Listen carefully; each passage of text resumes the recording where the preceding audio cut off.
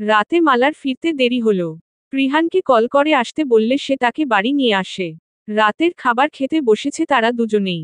মালা phone ঘাঁটছে আর প্রিহান ওকে খাইয়ে দিচ্ছে, এটা যেন নিত্যদিনের একটা অভ্যাসে পরিণত হয়েছে মালার।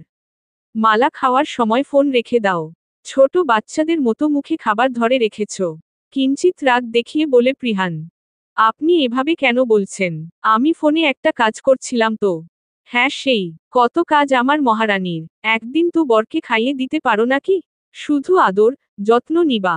দেওয়ার বেলায় বুড়ো আঙুল দেখাও। ফিক করে হেসে ফেলল মালা। এক পর্যায়ে শব্দ করেই হাসল প্রিহানের গাল ফুলানো দেখে। তাছাড়া প্রিহানের মুখে খাবার লেগে আছে যা দেখে মালা না হেসে পারল না। এই হেসো না তো এত রাতে। চারপাশে হাসির প্রতিশব্দ হচ্ছে, আর সেজন্য মনে হচ্ছে কোনো ততনি হিহিহিহি করে হাসছে। আপনি কি ইনডিরেক্টলি আমাকে ততনি বললেন? মেকি অভিমানে নাকের ডগা ফুলে উঠল মালার। ইনডিরেক্টলি না ডিরেক্টলি বললাম। মালাকে রাগাতে বলে প্রিহান ঠোঁট চেপে হাসছে। জান খাবই না, আমি তো ততনি তাই না? ততনির তো খাওয়ার প্রয়োজন পড়বে না। ও তো ঠিকই বলেছে। রাত বিরেতে এমন হাহা হোহো করে হাসছ কোন সেন্সে? মিনিমাম সেন্স নেই যে এত রাতে তোমার হাসাহাসিতে মানুষের ঘুমের অসুবিধা হতে পারে। আরে জাকিয়া আপু, আমি যদি জানতাম আপনার আমার হাসায় ঘুম ভেঙে যায় তবে আমি এভাবে হাসতাম না। আরও জোরে জোরে হাসতাম। আমি তো চাই না আপনার ঘুম হোক। You bloody. আহ, জাকিয়া কি হচ্ছেটা কি? তোর জন্য কি মানুষ হাসা ছেড়ে দেবে? আমার বউ যখন খুশি হাসবে, যত খুশি হাসবে তাতে তোর কি রে? হ্যাঁ, হ্যাঁ লাই দাও বউকে। এটাই তো করতে পারো। বউকে লাই দেব না তো কি তোকে লাই দিয়ে মাথায় তুলব? যাই হোক মালা, প্লিজ এক গ্লাস গরম পানি দিও তো। গলা খুসখুস করছে তাই খাবো। আমার বউ কেন তোর জন্য গরম পানি করতে যাবে? তুই নিজে করে নে না। কিছুই তো করিস না, শুধু বসে বসে খাস। প্রিহান তুমি এভাবে আমাকে বলতে পারলে? প্রিহান না ভাইয়া বল। ঠিক আছে, আর বলতে হবে না। এসেছি তো কটা দিনের জন্য এতেই তোমাদের কাছে বোঝা হয়ে গেছি। গোজগোজ করতে করতে পানি গরম দিল জাকিয়া। পানি গরম হওয়া শেষ হতে জাকিয়া স্টিলের গ্লাসে ভরে আনছিল। ক্ষুব্ধ হয়ে ইচ্ছে করেই গ্লাসের গরম পানি ছুঁড়ে মালার দিকে, যাতে গরম পানি সব মালার গায়ে আসে। কিন্তু প্রিহানের সে সময় মালাকে খাওয়ানো শেষ হয়েছে। তাই সে বেসিনে যাচ্ছিল প্লেটটা রাখতে। তখনই সমস্ত গরম পানি মালার গায়ে না গিয়ে প্রিহানের চোখ, মুখ, গলায় লাগে। সে আহ বলে চিৎকার করে উঠতেই মালা দৌড়ে যায় প্রিহানের কাছে। কি হলো প্রিয়, এভাবে পানি পড়ল কিভাবে? সরি প্রিহান। আমি বুঝতে পারিনি যে আমার হাত থেকে গ্লাসটা পড়ে যাবে। আসলে গ্লাসটা গরম ছিল তো তাই হাত ফসকে পড়ে গেছে। আমাকে ক্ষমা করে দাও। মালা কটমট করে তাকালো জাকিয়ার দিকে। বুঝতে পারছে না যে জাকিয়া কাজটা ইচ্ছে করেছে নাকি না। সে অগ্নি দৃষ্টিতে তাকিয়ে প্রিহানকে ধরে রুমে নিয়ে গেল। যেখানে যেখানে গরম পানি লেগেছে সে স্থানেই লাল হয়ে গেছে। মালার ভীষণ কান্না পাচ্ছে। ড্রয়ার থেকে অয়েন্টমেন্ট এনে লাগিয়ে দিচ্ছে। মালার টপটপ করে চোখের পানি পড়ছে। আর প্রিহান মালাকে কাঁদতে দেখে হাসছে। আরে কাঁদছো কেন? গরম পানিটা আমার গায়ে না লাগলে এটা এতক্ষণে তোমার লাগতো।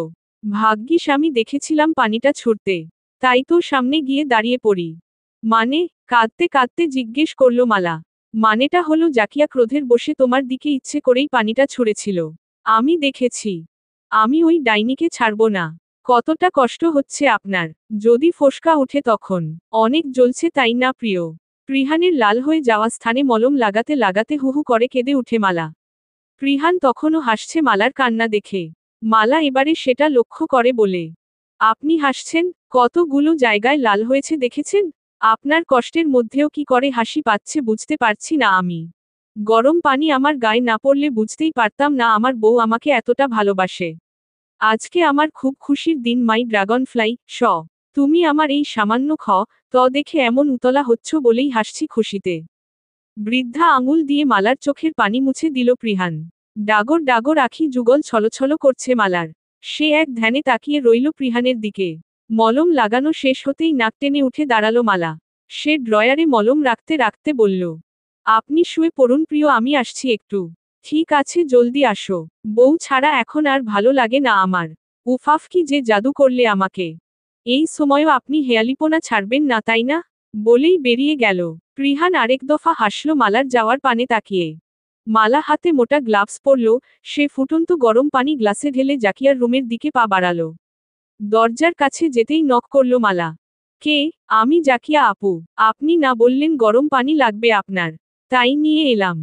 জাকিয়া গিয়ে দরজা খুলে দিল। ভেতরে এসে মালা গরম পানিটা রাখল। জাকিয়া গ্লাস ধরতেই আউচ বলে গ্লাসটা ফেলে দিল। ছিচকে উঠে গরম পানি।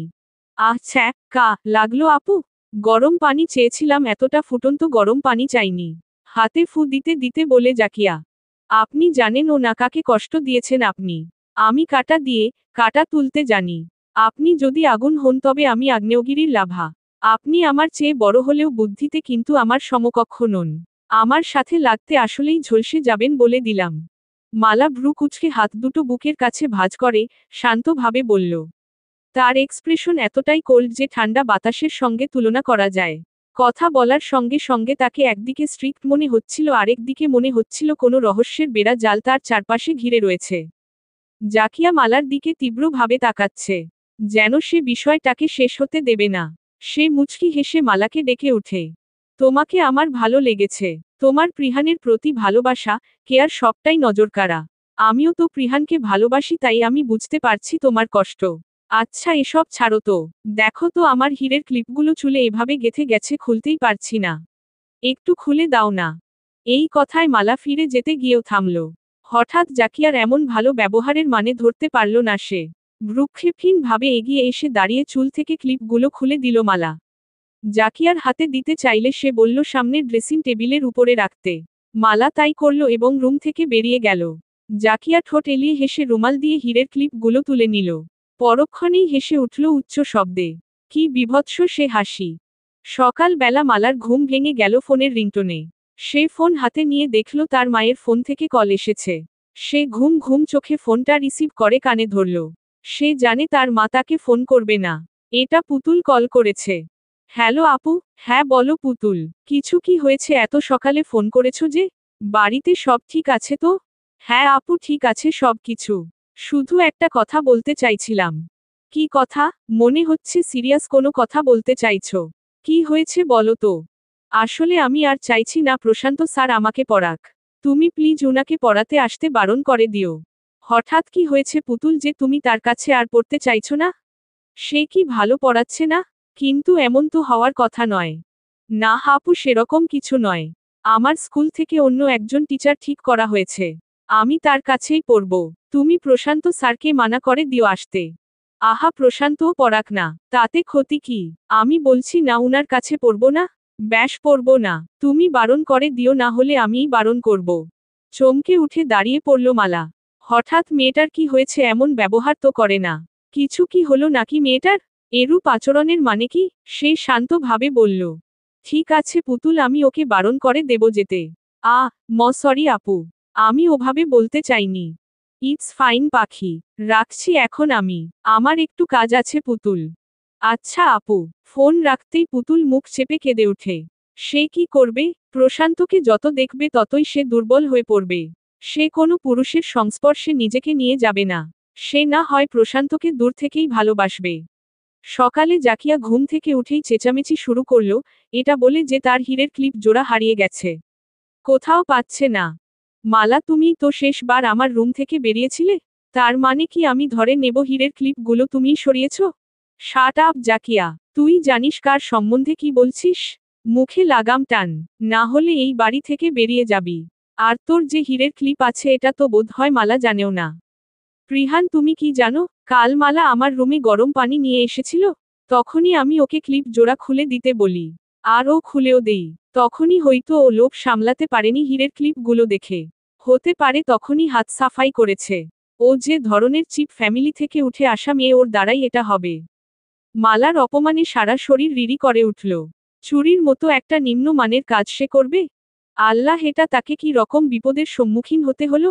মাথা ঝিমিয়ে আসছে তার। দু চোখ ঘোলা হলো। রাগে রগড় করছে মাথাটা। এইভাবে ওকে ফাঁসাচ্ছে জাকিয়া। কাল রাতের ওই ব্যবহারটা তবে নিছকই নাটক। আজকে সকালের এই সিন ক্রিয়েট করবে বলেই এটা করছে। সবার বিস্ফোরক প্রতিক্রিয়া। জাকিয়ার দিকে সকলের তির্যক দৃষ্টি। হতচেতন, অবচেতন মনে সন্দেহের বীজ বপন হচ্ছে কি মালার জন্য? মালা সবার দিকে করুণ চোখে তাকালো। কুলসুম আর খোদেজা মালার পাশে গিয়ে দাঁড়ালেন, তারা আশ্বাস দিলেন যে তারা কেউই তাকে অবিশ্বাস করছেন না। প্রিহানের কোর্টে হেয়ারিং টাইমিং এর আর বেশি সময় নেই। ৪৫ মিনিটের মধ্যে পৌঁছাতে হবে তাকে। আর এদিকে এখানে মালাকে একিউজ করছে এই জাকিয়া। বিশ্বাস করুন প্রিহান, আমি জাকিয়া আপুর ক্লিপ জোড়া নিইনি। আমি কেন নিতে যাব ক্লিপ? আমার তো আর জাকিয়া আপুর মতো ছোট ছোট চুল না যে আমার ক্লিপ লাগবে। আমি ওসব ক্লিপ ইউজ করি না, আপনি তো জানেন। আহা, ইউজ করো না জন্য যে নিতে পারো না সেটা কে বলল? তুমি হয়তো ভালোভাবে বুঝতে পেরেছিলে ওগুলো হীরের ক্লিপ। Very expensive clip. আর সেগুলো বিক্রি করলে তুমি মোটা অঙ্কের টাকা পাবে। মুখ সামলে কথা বলো জাকিয়া। এটা আবার কোন ড্রামা শুরু করলে? তুমি ভালোভাবে খুঁজে দেখো, ঘরেই আছে, বললেন সোহিনী। উফাফ মমো, আমি খুঁজেছি তন্ন তন্ন করে। কোথাও পাইনি। ইউ নো না মমো, ওটা আমার জন্মদিনে পাপার দেওয়া স্পেশাল গিফট। তোমার ওটা সামলে রাখা উচিত ছিল। এখন হারিয়ে গেছে বলে তুমি শুধু মালার উপর এভাবে আঙুল তুলতে পারো না। জাকিয়া থুথু উপরের দিকে ছুড়লে কিন্তু সেটা নিজের শরীরেই পড়ে। এই ধরনের লেইম শিক্ষা তোমাকে দিয়েছে তোমার বাবা মা? তোমার এই ধরনের ব্যবহার থেকে ঐশী কি শিক্ষা পাবে? ভাগ্যিস বাচ্চাটি ঘুম থেকে উঠেনি, বললেন রহমান সাহেব।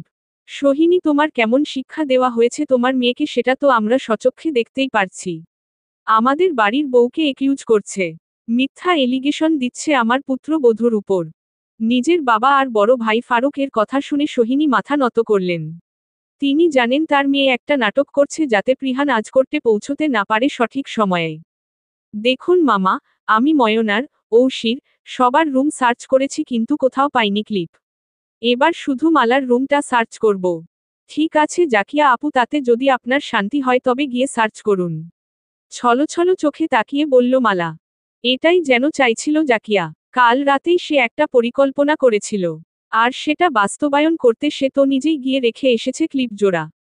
যখন মালা রান্না ঘরে কাজ করছিল তখন। আর সে সময় প্রিহান ওয়াশরুমে ছিল। ঘরে কেউ না থাকার সুযোগটা সে লুফে নিয়েছে এবং ড্রামা শুরু করেছে সকাল সকাল। সে মালার সাইড ব্যাগটা বাইরে এনে সেখান থেকে হীরের ক্লিপ জোড়া বের করল। এটা দেখে সবার চক্ষু চড়ক গাছ। সবার যেন বিশ্বাস হচ্ছে না কিছুতেই যে ক্লিপ জোড়া মালার ব্যাগে পাওয়া গেছে। এই দেখো, আমি কি এমনি বলেছি? তাহলে আমার ক্লিপ জোড়া মালার ব্যাগে কেন? প্রিহান, এবার কি বলবে তুমি? মালা, তোমার ব্যাগে ক্লিপ জোড়া গেল কি করে? তার মানে কি তুমি সত্যিই? প্রিহান অবিশ্বাস্য চোখে তাকিয়ে রইল মালার দিকে। আমাকে বিশ্বাস করুন, আমি জানি না ওগুলো আমার ব্যাগে কি করে গেল। কেউ হয়তো ইচ্ছে করে করেছে এসব। তাই নাকি? আমি এক্ষুনি প্রমাণ করছি, দাঁড়াও। কই, আপনারা ভেতরে আসুন। দুজন লোক কিছু সরঞ্জাম নিয়ে ভেতরে এলো। উনারা এখানে? তুই এমন ভাবে সবকিছু রেডি কিরে রেখেছিস যেন তুই জানতিস তোর হীরের ক্লিপ হারাবে। সন্দেহের দানা প্রিহানের মনে। এমন ভাবে সবকিছু রেডি করে রেখেছে জাকিয়া যেন সে আগে থেকেই জানতো এমন কিছু হবে। না, আমি জানবো কিভাবে? আমার ক্লিপ জোড়া হারানোর পরই আমি উনাদেরকে কল করে ডাকি, যাতে তোমরা বিশ্বাস না করলে সবার হাতের ছাপ মিলিয়ে দেখতে পারি যে কে নিয়েছে। সবার হাতের ছাপ দেওয়া হোক, তবে যদি তোমার হাতের ছাপ না পাওয়া যায় তবে তুমি নির্দোষ মালা। এই যে ওনারাই করবেন পরীক্ষা। মালার হঠাৎ করেই মনে হলো কালকে রাতে ক্লিপ খোলার সময় তার হাতে গ্লাভস ছিল। এছাড়া তো মালা ক্লিপ জোড়া ছুঁয়েই দেখেনি। তাই প্রশ্নই আসে না তার আঙুলের ছাপ আসা। মালাই সবার প্রথমে আঙুলের ছাপ দিল। তার আঙুলের ছাপ ম্যাচ করল না। এ কে ময়না, সহ খোদেজা, কুলসুম, সোহিনী, ফারুক, প্রিহান, এমনকি দাদুও বাদ গেলেন না আঙুলের ছাপ দেওয়া। কারোর আঙুলের ছাপ ম্যাচ হয়নি। অপমানে থমথমে অবস্থা সোহিনীর। বাপের বাড়িতে তার এখন মুখ তুলে তাকানোর সাহস নেই। সেই মুখটা আর থাকল না। এছাড়া একমাত্র জাকিয়ার আঙুলের ছাপই রয়েছে ক্লিপ জোড়ায়। ফরেনসিক লোকেরা চলে গেলেন তাদের কাজ শেষ হতে। সোহিনী রাগে থরথর করে কাঁপছেন। টিয়ে চড় বসিয়ে দিলেন মেয়েকে। এই মেয়ের জন্য বাবা মা, ভাই ভাবির কাছে তার মুখ থাকল না। এখানে শুধু শুধু নাটক করছিল মেয়েটা। রক্ত কথা বলে এই মেয়ের বাবার রক্তই তো খারাপ। অপবিত্র রক্ত। তার জীবনটা যে অজান্তেই সে নিজেই অপাত্রে প্রতিস্থাপন করেছে, এটা সে কি করে কাউকে বুঝাবে? জাকিয়ার বাবাকে তো সোহিনী নিজেই পছন্দ করেছিল অধিক ধনসম্পদ দেখে। এই কারণে কোনো সমস্যার সম্মুখীন হলে বাবা মাকে বলতে পারত না। কারণ বাবা মা ভাই সবাই তাকে বারণ করেছিল জাকিয়ার বাবা হাকিমকে বিয়ে করতে। সে শুনেনি। পরবর্তীতে সে কিভাবে, কোন মুখ নিয়ে এই বাড়িতে নিত্য নতুন ঝামেলা তুলে ধরত? ফোঁস করে নিঃশ্বাস ফেলেন সোহিনী। বাবার স্বভাবের এক ছিটেফোঁটাও এই মেয়ে ছাড়েনি। পুরো দমে বাবার মতো হয়েছে। তোর যদি এই ড্রামাটা শেষ হয়ে থাকে আমি চলে যাচ্ছি।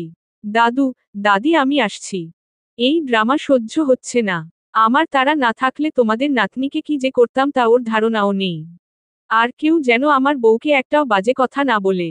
আর হ্যাঁ, আমার বউকে যে বাজে কথা, মিথ্যা অপবাদ দিয়েছে তাকে যেন এই বাড়িতে না দেখি কোর্ট থেকে এসে। তল্পিতল্পা নিয়ে যেন এই বাড়ি থেকে আজীবনের মতো বেরিয়ে যায়। এসে যদি দেখি, এই আমি প্রিহান নিজের সবচেয়ে বাজে দিকটা তাকে দেখাবো। আর মালা প্লিজ আমাকে ক্ষমা করে দিও প্লিজ। আমার তোমাকে সন্দেহ হয়েছিল একটুর জন্য। আসলে তোমার ব্যাগ থেকে ক্লিপ বের হয়েছে তাই। এগেইন সরি মালা। বলেই প্রিহান বেরিয়ে গেল। গোজগোজ করতে করতে জাকিয়া ভেতরে গেল। ড্রামাটা করেও এক চুল পরিমাণ সফল হতে না পেরে হাতমুঠো করে নিল। সে তো মালার আঙুলের ছাপ যাতে পাওয়া যায় সেজন্যই কাল রাতে নাটক করে ক্লিপ জোড়া ওকে দিয়েই খুলে নিল তবে। এই মেয়েটা অত্যন্ত বুদ্ধিমতী। নিশ্চিত ওই কিছু একটা করেছে। প্রিহান কোর্ট থেকে ফিরল দুপুরের পর। আজকের হেয়ারিং এরপর সে আশাহত। মনে হচ্ছে হার নিশ্চিত। পরের শুনানিতে রায় দেওয়া হবে এই মামলার। কি জানি কি হবে। সেই কালো লোকটাকে আটক করা হলেও তার মুখ থেকে কোনো কথা বের করতে পারেনি পুলিশ। এদিকে মালা আজকে প্রিহান আসার পর তার সামনে আসেনি। সে রুমে আসার আগে দেখেছে ময়না, আর তার মায়ের সঙ্গে কাজ করছে রান্নাঘরে। সে ভেবেছিল তাকে দেখে অন্তত আসবে মালা। কিন্তু সে ঘুরে বালি। মালা এলো না। খাওয়ার সময়ও তার দেখা মিলল না, এমনকি রাত 12টা বেজে যাচ্ছে মালা রুমে যায়নি। প্রিহান কয়েকবার এসে তাকে ডেকে গেছে। তাতে কোনো হেলদোল নেই মালার। প্রিহান রাগে গজরে গজরে বাইরে আসে দপদপিয়ে। এদিকে মালা জোর করে ময়নাকে ঘুমাতে দেয়নি। তার সঙ্গে জোর করে বসিয়ে গল্প করছে টিভি ছেড়ে। ময়না ঘুমে ঢুলছে। কিন্তু মালা তাকে ধাক্কা ধাক্কি করেই জাগিয়ে রেখেছে। সে কিছুতেই আজ রুমে যাবে না। অন্যের কথায় তাকে কি করে ভুল বুঝল প্রিহান? এর একটা হেস্তনেস্ত করেই ছাড়বে সে। প্রিহান সইতে না পেরে ময়নার সামনেই জোর করে মালাকে কোলে নিয়ে ঘরে এলো। মালা ছটফট করল কোল থেকে নামার জন্য। কিন্তু জোরে করে ধরে থাকার দরুন এক চুলও টলাতে পারেনি প্রিহানকে। ময়না আপুর সামনে ওভাবে আমাকে টেনে হিচড়ে কোলে তুলে আনলেন কেন? বেশ করেছি। মাথার ঠিক নেই। সারাদিন কাজ করি, কোর্টে কেস লড়ি, তর্ক বিতর্ক চলে। ওসব না আমার মস্তিষ্কে কিলবিল করছে। এরপর বাড়িতে এসেও যদি দেখি বউ অভিমানে গাল ফুলিয়ে বসে আছে। রাত 12টা অবধি রুমেই আসছে না, মাথার ঠিক থাকে? আরে উকিলদের বউয়ের ভালোবাসা বেশি প্রয়োজন। বউয়ের ভালোবাসা পেলে মাথার জট খুলে। সারাদিনের ক্লান্তি, কিলবিল করা মাথা সব ঠিক হয়ে যায়। তোমাকে এসব কেন বলছি? তোমাকে বলা না বলা তো একই কথা। কেন?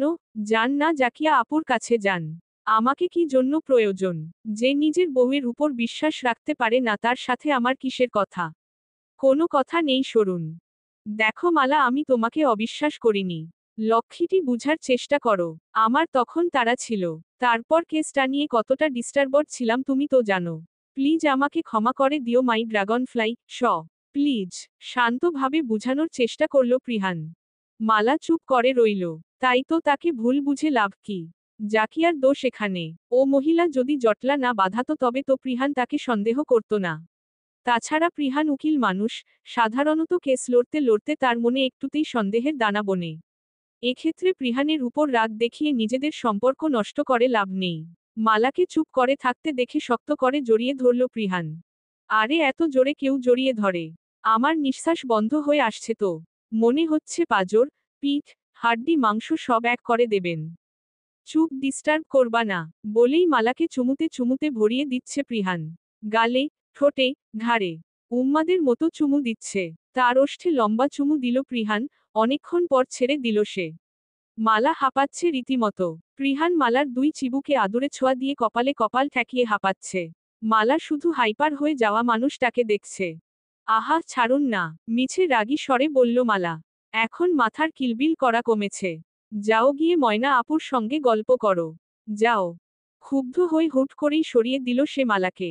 অভিমানের পারদ তরতর করে বাড়ল প্রিহানের। সবার জন্য সময় আছে, শুধু তার বেলায় একটুও সময় নেই। এই পর্যন্ত সে কিছুই বলেনি, কিন্তু আজকে এই মেয়েটাকে এতটাই মিস করেছে যে এসে থেকে ছটফট করেছে। কিন্তু সে কি আর বুঝে? সকালে কি হয়েছে না হয়েছে এটার জের ধরে গাল ফুলিয়ে বসে থাকবে। সে তো আর তাকে ভুল বুঝেনি। সে কাজটা করেছে কিনা এটাই জিজ্ঞেস করেছে। যদিও সে মনে প্রাণে জানত মালা এরকম একটা নগণ্য, নেককার কাজ কখনোই করবে না। তবুও জাকিয়ার উপরে রাগটা সে সময় মালার উপর কিছুটা প্রয়োগ করে ফেলেছে। সে মানছে এটা তার ভুল হয়েছে, সেজন্য তো মালার কাছে ক্ষমাও চাইল। আদরই তো করলেন না, যায় কি করে? খালি চুমুতে পোগার পার হু। প্রিহান পিটপিট করে তাকালো মালার দিকে। অভাবে তাকানোর কি আছে? তুমি রোমাঞ্চ করার চেষ্টা করছো? কোথায়? হ্যাঁ তাই তো, তোমার দ্বারা কি আর রোমাঞ্চ হবে? তোমার থেকে রোমাঞ্চ আশা করা মানে উলোবনে মুক্ত ছড়ানো। তাই, বলেই সে গাল ফুলিয়ে বসে থাকা প্রিহানের দিকে ঠোঁটকা রে তাকালো। সে তাকে সিডিউস করার চেষ্টা করল। এক পা করে এগিয়ে গিয়ে দুপা দিয়ে প্রিহানের কোমর জড়িয়ে ধরে বসে পড়ল ওর কোলে। মালার প্রথমবার এভাবে প্রিহানের কাছে আসাতে হতচকিত হল, ভরকালো। সে অবিশ্বাস্য চোখে মালাকে দেখল। বুঝার চেষ্টা করল আসলে মালা চাইছেটা কি, আজ যেন মালার চোখ অন্য কিছু বলছে। প্রিহান মনে মনে ঠিক করল মালা যা করছে করুক, তাতে সে রেসপন্স করবে না। শুধু দেখতে চাইল মালা কত দূর অবধি যেতে পারে। এদিকে মালা তার কার্যক্রম করে যাচ্ছে। সে প্রিহানের আলগা করে রাখা হাত দুটো নিয়ে নিজের কোমরে চেপে ধরল। ঘাড়ে আস্তে করে লিক করল মালা, আর এতেই প্রিহান মালাকে ঘুরিয়ে বিছানায় শুইয়ে দিয়ে উম্মাদের মতো চুমু দিল। চুমু দিতে দিতেই নেশালো কণ্ঠে প্রিহান বলে, তুমি কিন্তু খুব ভালো সিডিউস করতে জানো। এভাবে তো রোজ আদর করতে পারো। I love your seduce expression. বলেই কম্বল টেনে নিয়ে নিজেদের ঢেকে ফেলল। মালা মুচকি হেসে প্রিহানের দুই গালে হাত রেখে কাছে টেনে নিল। এরপর ঠোঁটে আরেকটা স্ট্রং কিস করল। পুতুল, শুনলাম তুই নাকি ভাইয়ার সঙ্গে কথা বলছিস না? তোর আপুকে দিয়ে বলিয়েছিস যেন তোকে না পড়াতে যায়? এসবের মানে কি? তুই জানিস ভাইয়া কতটা কষ্ট পাচ্ছে? খাচ্ছে না, ঘুমাচ্ছে না, গোসল করছে না, সারাদিন ঘরে শুয়ে থাকে, কারোর সঙ্গে কথাও বলছে না। আমি চেপে ধরতেই আমাকে বলল, তুই নাকি কথা বলছিস না, তাই এই অবস্থা। মাহিয়ার কথা শুনেও তেমন কোনো প্রতিক্রিয়া দেখালো না পুতুল। সে জানে না কি করবে। মানুষটা এমন উন্মাদের মতো আচরণ কেন করছে? সে কি একবার কথা বলবে প্রশান্তর সঙ্গে? নাকি কথায় বলবে না আর? পুতুল, আমি তোর সঙ্গে কথা বলছি। আর তুই অন্য ধ্যানে মগ্ন। আগে ভাইয়ার কথা বললে তোর মধ্যে যে খুশি, উচ্ছ্বাস, তোর চোখে মুখে যে আনন্দের ফোয়ারা দেখা যেত, এখন তা কেন নেই? তার মানে কি তুই এখন আর ভাইয়াকে ভালোবাসিস না? মাহিয়া, তোর সঙ্গে এত বড় একটা ঘটনা ঘটে যাওয়ার পরেও এভাবে কি করে ভাবছিস? আমি চাই না আমার জীবনটাও তোর মতো নষ্ট হোক। দেখ পুতুল, জান পাখি, আমার কথা মনোযোগ দিয়ে শোন। প্রশান্ত ভাইয়া আমার ভাই বলেই বলছি না। ভাইয়ার মতো মানুষ হয় না, ভাইয়াকে কোনো দিন কোনো মেয়ের দিকে চোখ তুলে তাকাতে দেখিনি। তুই প্রথম মেয়ে যাকে কিনা ভাইয়া মুগ্ধ চোখে দেখেছে। আমি জানি ভাইয়া তোকে অনেক ভালোবাসে। আর সব ছেলে কিন্তু এক না। নয়নের নজর আগে থেকেই নিকৃষ্ট ছিল। আমি ওর ভালোবাসায় উন্মাদ ছিলাম, তাই ওর সেই চাহনির মানে বুঝতে পারিনি। আচ্ছা, তুই তো ভাইয়াকে দেখছিস এতদিন হলো, কখনোই কি তোর মনে হয়েছে ভাইয়া তোর দিকে দৃষ্টিতে তাকিয়েছে? আমি পারবো না রে মাহিয়া। তোর সঙ্গে ঘটে যাওয়া ঘটনা জানার পর আমার পক্ষে সত্যিই সম্ভব না কোনো ছেলের সংস্পর্শে যাওয়া। আমি চাইছি না প্রশান্তর মুখোমুখি হতে। যদি আমাদের মিলন হওয়ার থাকে তবে নিশ্চয়ই হবে। তোর ভাইয়া আর আমার ভালোবাসা যদি খাঁটি হয়, একদিন সেই মানুষটা ঠিক আমার হবে। আমি তার জন্য অপেক্ষা করব, তাকে বলে দিস এ কথা। আমি জানি তার কষ্ট হবে, কিন্তু আমারও যে কষ্ট হবে না তা কিন্তু নয়। আমারও প্রশান্তর জন্য হৃদয়টা ভীষণ পুড়ছে। তুই আরেকবার ভেবে দেখ। আজকে না হয় তুই একবার দেখা করে যা পুতুল, প্লিজ শোনা। পুতুল দীর্ঘশ্বাস ফেলে বলল, ঠিক আছে চল যাচ্ছি। তবে শুধুমাত্র তোর জন্য। তোকে যে কি বলে ধন্যবাদ দেব ভেবে পাচ্ছি না। কারণ আমি আমার ভাইয়ার এই করুণ অবস্থা সইতে পারছি না রে। আম্মাও সবটা বুঝতে পারছে, কিন্তু বলার মতো কিছু পাচ্ছে না। বিষণ্ণ মনে পুতুল মাহিয়ার সঙ্গে ওদের বাড়ি গেল। গিয়েই দেখল প্রশান্ত তার রুমে কাঁথা মুড়িয়ে শুয়ে আছে। মনে হচ্ছিল প্রশান্তর শরীর বিছানার সঙ্গে মিশে গেছে। এই একদিনে এটা কি হাল হয়েছে? প্রশান্তকে দেখে তার ভেতরটা দুমড়ে মুচড়ে যাচ্ছে। সে প্রিহানের এমতা অবস্থা সহ্য করতে পারল না। খাটের পাশে বসে হুহু করে কেঁদে উঠল। রিনরিনে কণ্ঠের কান্নার শব্দে ঘুম ভেঙে গেল প্রশান্তর। মিটমিট করে চোখ খুলেই পাশে তাকালো প্রশান্ত। তার চোখগুলো ভীষণ পরিমাণে লাল হয়ে আছে। প্রশান্ত কেমন মূর্ছা গেছে। কাঙ্ক্ষিত মানুষটাকে দেখতে পেয়ে প্রাণ ভরে খানিকক্ষণ সময় নিয়ে দেখল, এটা কি হেলোসিনেট হচ্ছে তার সঙ্গে? তুমি কি সত্যিই এসেছো ডল? তুমি এসেছো ডল? প্রশান্তর মুখে ডল ডাক শুনে একটু চমকালো পুতুল। প্রশান্ত কি তাকেই ডল বলছে? প্রশান্ত উঠে বসার চেষ্টা করল, কিন্তু সে জোর আর তার রুগ্ন শরীরে নেই। অনেক কষ্টে উঠার চেষ্টা করেও পারল না। যখন উঠতে পারছেন না তখন শুয়েই থাকুন। শরীরের এই অবস্থা কেন করেছেন? খাওয়া দাওয়া কেন করছেন না? এভাবে কি সবকিছুর সমাধান হবে? আর শরীর, যার জন্য বেঁচে থাকার উচ্ছ্বাস, যাকে নিয়ে নিজের মনের প্রখর অনুভূতি, সেই যদি না থাকে তবে এই শরীর দিয়ে কি হবে? কথা শেষ করতে পারল না প্রশান্ত। হড়বড় করে বমি করে ভাসিয়ে দিল। বমিটা পুতুলের গায়ে করে দিয়েছে প্রশান্ত। পুতুলের স্কুল ড্রেসের খুবই বাজে অবস্থা, সে কাঁধের ব্যাগটা রেখে নেতিয়ে পড়া প্রশান্তর দুই কাঁধে হাত রেখে তার নাভিতে চেপে ধরল যাতে বমিটা আর না হয়। প্রশান্ত আরেক দফায় বমি করল। পুতুল মাহিয়াকে হাঁক ছেড়ে ডাকল জলদি এই ঘরে আসার জন্য। বমির এক পর্যায়ে প্রশান্তর গলা চিরে মুখ থেকে রক্তের ছিটেফোঁটা বের হলো। রক্তের ছটা দেখেই মুহূর্তের মধ্যে পুতুল চিৎকার করে উঠল। সে প্রশান্তকে দুই হাতে ঝাপটে ধরল। প্রশান্ত জ্ঞান হারিয়ে লুটিয়ে পড়ল পুতুলের কোলে। পৌষের শেষভাগ হিম বাতাসের অহর্নিশ আনাগোনা। পাতা কাঁপছে থরথর করে। তুলরাশি মিয়ে আছে নিস্তব্ধ আকাশের অন্তরালে, মধ্যখানে অর্ধবৃত্ত চাঁদটি তাকিয়ে আছে নিষ্পাপ পলকে। দীর্ঘ রজনী কাটছে আলসেভাবে। গায়ে পাতলা এক চাদর জড়িয়ে বই সামনে নিয়ে পড়ছে পুতুল। কিন্তু মনটা তো সেই একজনের কাছেই পড়ে আছে। ভীষণ ছটফট করছে তার মনটা। হাতের বাটন ফোনটার দিকে একবার সে তাকালো। প্রশান্তর মুখ থেকে বমির সঙ্গে রক্ত দেখে ভীষণ ঘাবড়ে গেছিল পুতুল। আসলে পেটে কিছু না থাকায় সবকিছু উল্টে আসছিল প্রশান্তর, তাই গলা চিরে চৌচির হয়ে রক্ত বেরিয়ে এসেছে।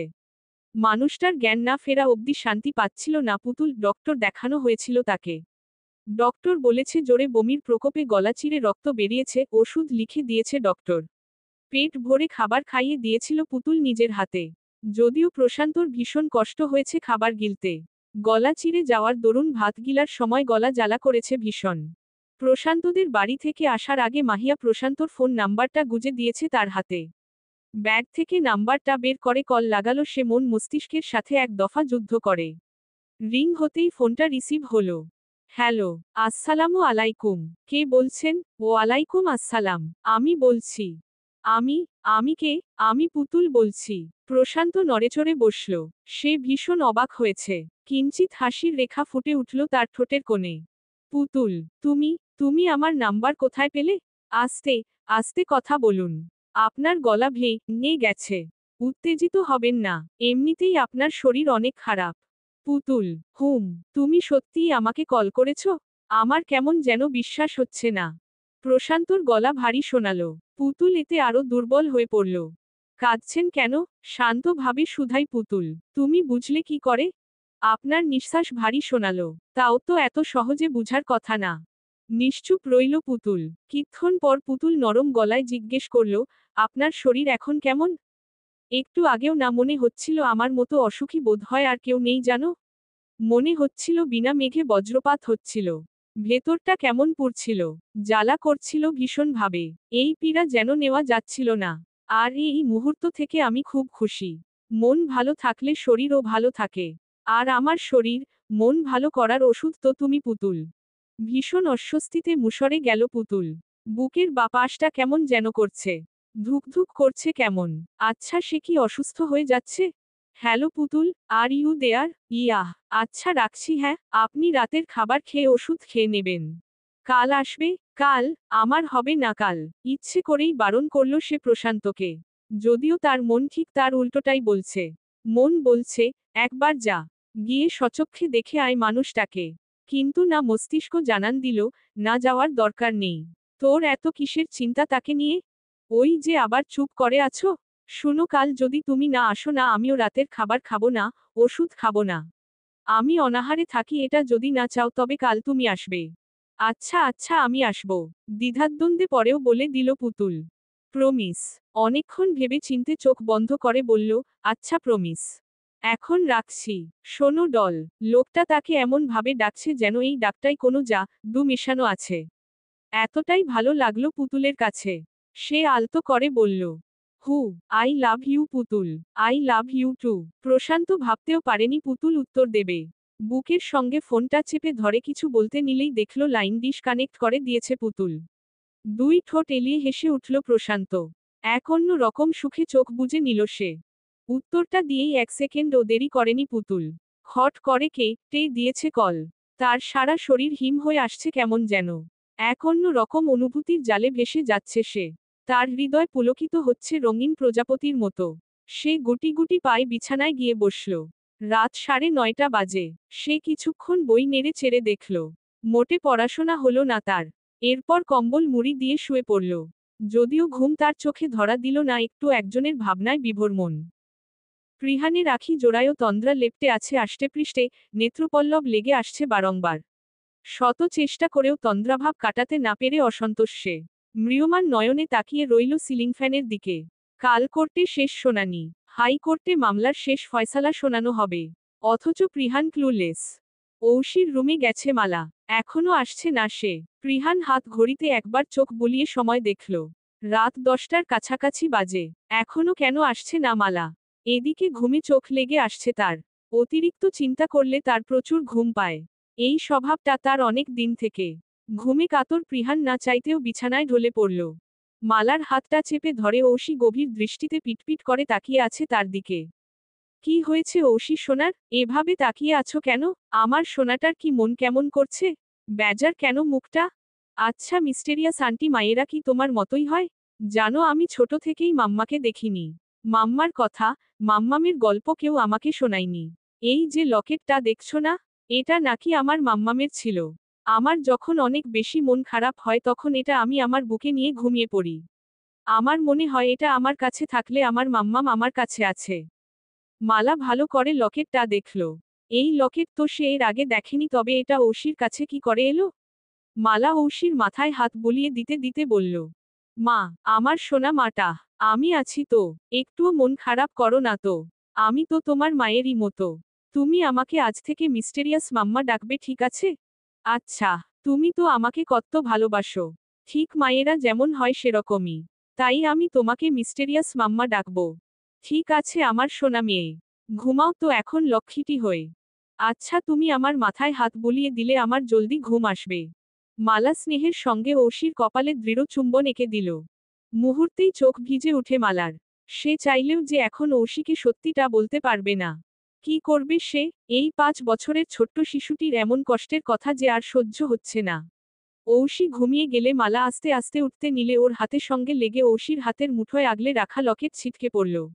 লকেটটা সে তুলতে গেলেই দেখল চেইনের লকেটের মুখটা খোলা। আর তার ভেতর থেকেই কালো মতো কিছুটা বেরিয়ে আছে। মালা আলগোছে সেই জিনিসটা উঠালো। লকেটের মুখটা বন্ধ করেই ভ্রু কুঁচকে তাকালো হাতের সেই কালো জিনিসটার দিকে। এটা একটা মেমোরি কার্ড। পিলে চমকে উঠে মালার। লকেটের ভেতর মেমোরি কার্ড? কি আছে এটাতে? কি এমন আছে যে এটা এভাবে এরকম একটা লকেটের মধ্যে রাখা হলো? মালা লকেটটা নির্দিষ্ট স্থানে রেখে মেমোরি কার্ডটা নিজের ফোনে ভরল। প্রথমে গ্যালারিতে গিয়ে অনেকগুলো ছবি দেখতে পেল। একটা মেয়ের অসংখ্য ছবি। শাড়ি, চুড়িদার, সালোয়ার কামিজ, সব ধরনের ড্রেস পরায় প্রায় 200টার উপরে ছবি আছে। তারিখ দেখল মিনিমাম 2017-18 দিকের ছবি। মেয়েটাকে সে চেনে। ইয়েস, সে চেনে মেয়েটাকে। কে বুঝতেই তার মাথা যেন ঘুরে গেল। সেবা মেম। সেবা মেমের ছবি এখানে? এই মেমোরিটা কি তবে সেবা মেমের ছিল? সারা শরীর কেমন যেন অসাড়তায় বিমূঢ় হয়ে গেল। সে ঘাটাঘাটি করে ভিডিওতে গেল। কিছু পুরনো গান আর মুভি আছে। হঠাৎ অদ্ভুত একটা ভিডিও চোখে পড়ল মালার। সে কাপা কাপা হাতে সেটা প্লে করতেই 30 সেকেন্ডে যেতেই হাত থেকে ছিটকে ফোনটা পড়ে গেল। ভিডিওটি করার সময় যে হাতটা কেঁপেছে তা দেখেই বোঝা যাচ্ছে। কি দেখল সে? এটা পেট থেকে শুরু করে এমন ভাবে সারা শরীরে কম্পন সৃষ্টি হচ্ছে যেন সে জ্ঞান হারাবে। নাড়িভুড়ি উল্টে আসতে চাইছে। দু চোখ দিয়ে যেন উপচে পড়ছে চোখের পানি। সে ফোনটা তুলে দৌড়ে গেল ঘরে। ওয়াশরুমে গিয়ে গল গল করে বমি করল সে। শাওয়ারের নিচে দাঁড়িয়ে থরথর করে কাঁপছে সে। এক ধ্যানে দাঁড়িয়ে থেকে কখন যে ঘন্টা খানেক পেরিয়ে গেল বুঝতেই পারল না। এক পর্যায়ে ভিজতে ভিজতে সারা শরীর নিস্তেজ হয়ে গেল তার। ঝিমিয়ে পড়ল সে সেখানেই। ধোপাস করে কিছু পড়ার শব্দে ঘুম ভেঙে গেল পৃহানের। ধরাস করে উঠল বুকের ভেতরটা। সেই শব্দের উৎস খুঁজে পেয়ে দৌড়ে গেল ওয়াশরুমের দিকে। ওয়াশরুমের দরজাটা খোলায় আছে। সেখানে মালা অজ্ঞান হয়ে পড়ে আছে। সাদা রঙের ওয়াল পেইন্ট, সেখানে সোনালি কারুকাজের বাহার। পৃহান তির্যক দৃষ্টিতে তাকিয়ে আছে মালার দিকে। কিছুক্ষণ আগে পৃহান মালাকে বাথরুম থেকে বের করে ঘরে এনেছে। এত রাতে বাড়ির কাউকেই বিরক্ত করতে চায়নি পৃহান, তাই কাউকেই ডাকেনি। মালা জ্ঞান হারিয়ে ফ্লোরে পড়ার ফলে মাথার ডান পাশে কেটে গেছে। পৃহান মালার ভিজে যাওয়া কাপড় বদলে দিয়ে শুকনো কাপড় পরিয়ে দিয়েছে। মাথায় ব্যান্ডেজ করে দিয়েছে। ভালোভাবে হেয়ার ড্রায়ার দিয়ে চুল শুকিয়েও দিয়েছে যাতে ঠান্ডাটা কম লাগে। এরপর আধ ঘন্টার মধ্যে জ্ঞান ফিরেছে মালার। আর একটু দেরি হলেই সে ডক্টরকে কল করত। তবে তার মনে হয়েছে টা যেহেতু গভীর নয় সেহেতু এত রাতে কোনো ডক্টরকে বিরক্ত করা ঠিক হবে না। তাই সে নিজেই ড্রেসিং করিয়ে ব্যান্ডেজ করে অপেক্ষা করছিল মালার জ্ঞান ফেরার। যখন তার জ্ঞান ফিরেছে তখনই সে মালার কাছ থেকে উঠে উল্টো ঘুরে দাঁড়িয়ে পড়ে। রাগে নিয়ন্ত্রণ হারিয়ে ফেলেছে সে। কেন এত রাতে এত ঠান্ডার মধ্যে ভিজল তাও এতক্ষণ যাবৎ? কথা নাই বার্তা নাই, এভাবে এরকম ননসেন্সের মতো কাজ কি করে করতে পারে সে? ভেবেছে কি যা খুশি করা যাবে এখানে? এরপর মালার গোঙানির আওয়াজে ঘুরে দাঁড়ালো প্রিহান। প্রিহানের বিক্ষিপ্ত দৃষ্টি তোলপাড় করে দিয়েছে মালার হৃদয়। ঠোঁট চেপে ঘোরগ্রস্ত দৃষ্টিতে তাকিয়ে রইল সে প্রিহানের দিকে। রাগে, উত্তেজনায় জর্জরিত লাগছে মানুষটাকে। হঠাৎ ব্যগ্র হয়ে ঝুঁকে এলো প্রিহান মালার দিকে। তার উষ্ণ নিঃশ্বাস মালার মুখশ্রীতে পোড়ায় সর্বাঙ্গে ছড়িয়ে যাচ্ছে শিহরণ। লোকটার গায়ের মিষ্টি ঘ্রাণ যেন বাইরের কুয়াশায় আচ্ছন্নতার ঘ্রাণ থেকেও সুন্দর, তার একান্ত নিজের। এটাতে সে বারবার ঘায়েল হয়েছে। তাই এই মুহূর্তেও সে নাক টেনে সেই ঘ্রাণ নিয়ে বিমোহিত হল। এই স্টুপিড গার্ল, আমার শরীরের ঘ্রাণ কেন নিচ্ছ? খবরদার শরীরের ঘ্রাণ নিবা না। অত্যন্ত অপ্রতিভ হয়ে পড়ল মালা। চোখ তুলে তাকালো সে তার অনুরাগী সঙ্গীর দিকে। সে ভালোভাবেই বুঝতে পারল প্রিহান ভীষণ রেগে আছে তার উপর। সে তার শুষ্ক ঠোঁটজোড়া ভিজিয়ে বলল, আমি আমি আসলে মাথাটা কেমন ঘুরছিল তাই মাথায় পানি দিতে গেছিলাম। ভালো লাগছিল বলে একটু সময় নিয়ে মাথা ভেজাচ্ছিলাম, এরপর কখন পড়ে গেছি টেরি পাইনি। প্রিহান তখনও নিরুত্তর। রাগটা যেন আকাশচুম্বী কমতেই চাইছে না। মালার এরকম বোকার মতো কাণ্ডে তার মস্তিষ্ক ঠিক থাকবে? আপনি ওভাবে তাকিয়ে আছেন কেন? আমি কি ইচ্ছে করে করেছি নাকি এমনটা? এমনি এমনি করছিলে? আমার ঘুম যে ভারী তা জানো না? সেই মুহূর্তে তোমার অপেক্ষায় থাকতে থাকতেই ঘুমিয়ে গেছিলাম। আমি যদি না উঠতাম তবে তুমি সারারাত ওখানেই পড়ে থাকতে ডেমিট। অত্যন্ত জোরালো আর চেঁচিয়ে উঠল সে মালার উপর। রাগে থরথর করে কাঁপছে প্রিহান। গলায়, কপালের রগগুলো স্পষ্ট দেখা যাচ্ছে। মালা ঘাবড়ে গিয়ে বেডশিটের সঙ্গে সিটিয়ে গেল। এখন ভয় পাচ্ছ কেন? তুমি কি ভেবেছ এখন তোমার ঠান্ডা শরীর উষ্ণ করতে এই প্রিহান তোমার সাথ দেবে? Never ever, ever, ever, ever. Mala কদাচিৎ কিছুক্ষণ দৃষ্টি নিবন্ধ করল প্রিহানের দিকে। তার রাগের জন্য এই কনকনে শীতে এখন গরম লাগছে কেমন যেন। লজ্জায় কান দিয়ে ধোঁয়া বেরুচ্ছে। এমন বেলাজ কথা শুনলে শুধু তার না অন্য একজন স্বাভাবিক মানুষেরও হয়তো একই অবস্থা হতো। দিন যতই যাচ্ছে ততই সে অবাক হচ্ছে লোকটার কথাবার্তা শুনে। একই সাথে তাকে নিয়ে ওয়ারিড আর অন্যদিকে রেগেমেগে মাঝখানে কি কথা বলে বসে থাকলো। আমার আপনার উষ্ণতা লাগবে না? হ্যাঁ হ্যাঁ, তা কেন লাগবে? মাথা কেটে বসে আছো। থরথর করে কাঁপছো কম্বল মুড়ি দিয়েও। তাও বলছো লাগবে না? অদ্ভুত নারী জাতি তোমরা। ভাঙবে তবু মোচকাবে না। বলেই প্রিহান কম্বলের নিচে ঢুকে মালার ঠান্ডা শরীর নিজের বুকে চেপে ধরল। বাহুবন্ধন দৃঢ় করে বলে, একদম নড়বা না। নড়লে কা দিয়ে ফেলে দেব। না হলে ঠান্ডা পানির বাথরবে ফেলে আসব। আমারই আসলে ভুল। এই মেয়েকে লাই দিয়ে দিয়ে মাথায় তুলেছি, এখন আর কথায় শুনে না। এই কথা শুনে ঠোঁট এলিয়ে হেসে উঠল মালা। প্রিহানের বুকে মালার ঠোঁট চেপে রাখা ছিল বিধায় সে তা টের পেল। সেও হাসল এতে, কিন্তু পরক্ষণেই গম্ভীর কণ্ঠে বলল, হয়েছে, হয়েছে, আমি কি হাসার কথা বলছি যে হাসছ? আপনি বুঝলেন কিভাবে আমি হাসছি? বুকে মুখ গুজে রাখা তাই। এত খুশি হওয়ার কিছু নেই হো। আমি এখনো দ্বিগুণ রেগে আছি। নেহাত এখন আমার ড্রাগন ফ্লাই, এর শরীর ঠান্ডা না হলে কাছে আসা তো দূর কথায় বলতাম না। আচ্ছা, বলেই ঠোঁট চেপে ধরল মালা। কি মুশকিল, এই মানুষটার ভালোবাসার বহিঃপ্রকাশ কেমন অদ্ভুত। সবকিছু আলাদা আলাদা। শুরু থেকে এখনো অবধি সবকিছুই ছিল ভিন্ন। আর সে তো আরো কয়েক বছর আগেই মানুষটাকে মন দিয়ে বসেছিল সেই ভার্সিটি লাইফে। শুধু মাঝখানে কিছু মানুষের প্রতি বিতৃষ্ণা থেকেই পুরুষ মানুষকে দেখলে রাগ তরতর করে বেড়ে যেত তার। তবে সেই ধারণা বদলে গেছে মালার প্রিহানকে কাছ থেকে দেখার পর। সকালে প্রিহান করা হুকুম জারি করে গেছে যাতে মালা বাড়ি থেকে বেরোতে না পারে। ময়না, তার মা, দাদি, দাদা, তার বাবা সকলকে নজর রাখতে বলেছে। কাল রাতের কথা শোনার পর থেকে তার একটু পর পরই এসে চেকিং করে যাচ্ছে। কি সাংঘাতিক, তারা কেউই জানেনই না বাড়িতে এত বড় একটা দুর্ঘটনা ঘটে গেছে। খোদেজা নীরবে কয়েক দফায় বকেছেন ছেলেকে। কেন তাদেরকে জানানো হলো না? তাদের কি জানা উচিত ছিল না? মালা কি তাদের কেউই না? এটুকু জানার অধিকার তো তারা রাখেন। মালা সবাইকে তাকে নিয়ে এতটা অনুচিন্তন দেখে ভীষণ খুশি হয় মনে মনে। এমন একটা পরিবার কোথায় পাওয়া যায়? কতটা নিদারুণভাবে তাকে মেনে নিয়েছে, যেখানে এই বাড়ির সুপাত্রের জন্য দ্বিতীয় পাত্রী সে।